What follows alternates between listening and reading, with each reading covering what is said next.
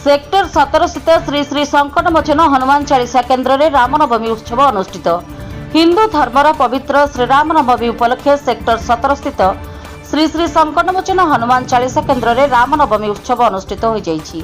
एही रामनवमी उत्सव में श्री श्री संकटमोचन हनुमान चालीसा केन्द्र को राष्ट्रीय छात्र परिषद महानगर राउरकेलार सभापति श्री प्रतीक चंद्र जेना मुख्य अतिथि रूप जोगदे तांको हस्तरे श्री हनुमान का भव्य पताका पोतीथिले एवं पूजा आरंभ होइतिला।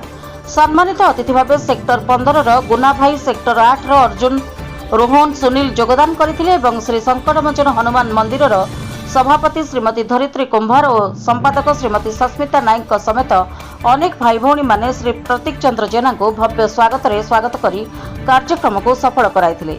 मंदिरटी किपरि भाबे आहुरी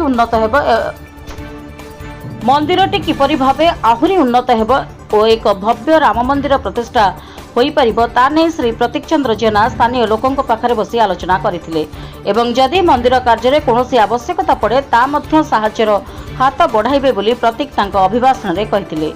bureau report, PS news Bharat.